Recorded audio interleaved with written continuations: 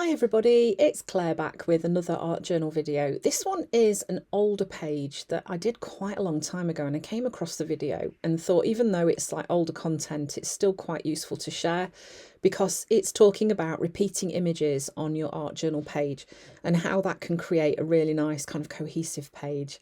It's a simple technique, but it's also very, very effective. So I'm playing in the small craft journal. This unfortunately isn't available anymore from Ranger. I do still have a few in my stash, but I think I'm probably going to sell them. Yeah, so I'm starting off with pinks. I've gone with carnation and fuchsia. There's no gesso on my background, and I just want to create almost like an ombre background here. Pinks, blues, purples, some of my favourite colours, and I have to try really hard sometimes not to use these colours because I probably would use them all the time, and I think for myself it's quite nice as well to just mix it up a bit sometimes and force myself out of my comfort zone. So this is orchid at the bottom. Just going to pull those pinks into that.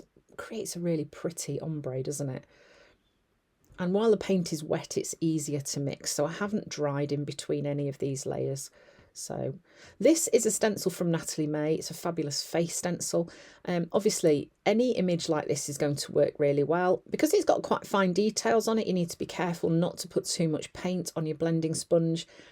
And here I'm just going to add 3 images going up across the page at different heights. So for me, I think creating that difference in height is really important because it's that makes it look interesting too. If they were all just at the same height, it'd be a little bit boring.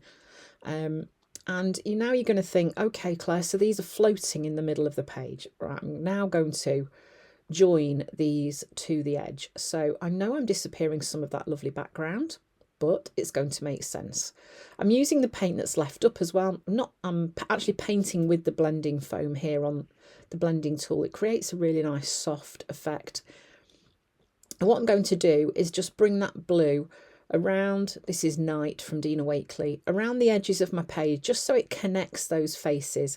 And I'm just having a think here about how to make it work best. It's going to connect them really nicely.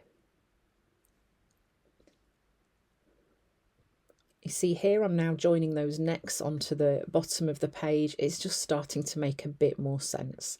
Whereas before they were kind of floating around. This is a really easy way to join images up and make them not be floaty. Okay, so then this is another stencil from Natalie May. I'm going in here and going to add some botanical stems. This is one of my go-to techniques, I think, really, when I want to add a little bit of interest and extra stenciling onto my page. Botanical stems are really fun to use. So I've just added a bit of white into the night, creates a really pretty, almost lilac-y colour.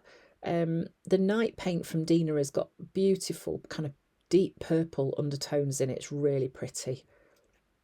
So I'm adding these along the bottom as well. What that's helping to do is just make this journal page flow. It's making even more sense of those images going up the page because now not only have I joined them using the night, but I'm also adding that stenciling, which kind of detracts from what's going on down there, really. So I'm almost like masking what's what's going off. So pulling those all along the bottom, going in with a slightly smaller one. You notice I'm doing some that are just off the edges of the page as well. That makes it feel like it's kind of flowing a bit more. Then once it was properly dry, I'm going in with a Signo Uniball and I'm going to outline these shapes that I've drawn onto my page. This is just going to pull those forwards and push everything else back because your eye is going to see those first because they are the brightest and they're right in the foreground. So often when I do pages like this, I will then go in and stencil around the things that I've done. Sometimes I'll do all the stenciling first. It kind of just depends what happens. I don't often overthink this. I just go with the flow and think, oh, I'm going to do this bit next. I also often play quite a lot with pushing and pulling elements into the foreground and pushing them back again into the background. So I've now stamped over the top of those stenciled leaves with a black archival ink, and that has just pushed those into the background a little bit. Now you can't really see these on the video, but I did stamp onto the night. It shows up a little bit, it's there, and that was enough. Next I'm grabbing another stencil from Natalie and just going to use these little flowers from there just to pop some little floral elements onto the page too. I'm using a sponge to pop these on. It's going to give me like a little, I don't know, more of a nice blend, I guess. I can be a bit more precise with where I'm putting the colours.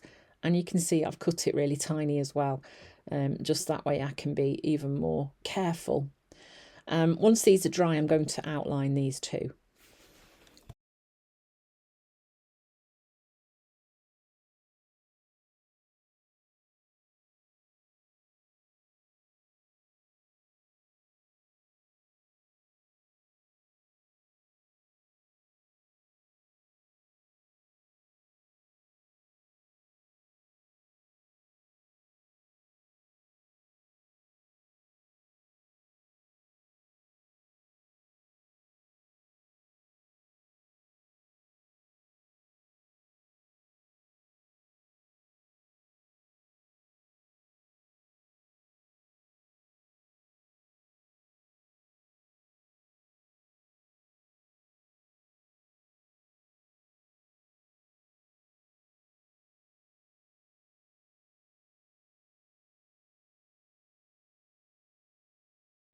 Next it's time for some splatters.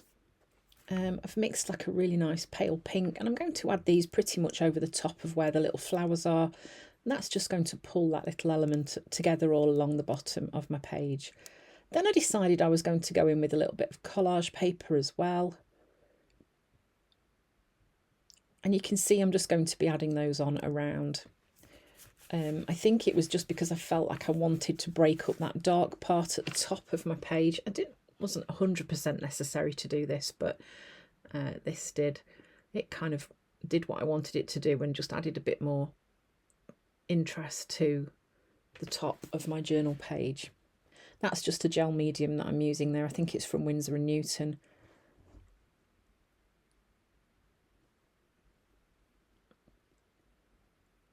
And then I'm going in with my dot stamp, just using some white paint on it. I'm going to stamp over the top of those bits of collage paper.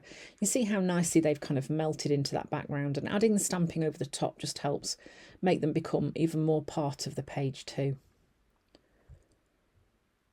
And I'm not using the whole stamp either here, you can see. Don't forget, when you're using acrylic paint on your stamps, give them a good wash after. And then a quote. Of course, no journal page is complete for me without a quote.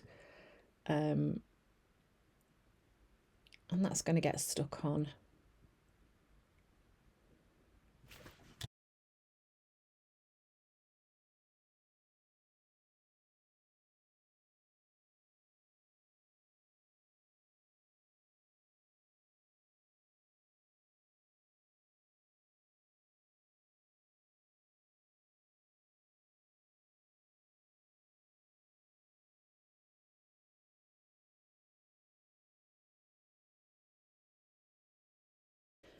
And that's it really. So it's really fun to play with using one image as your focal point, but repeating it on your page. So think about the heights of the image that you use and vary those just to create that interest there.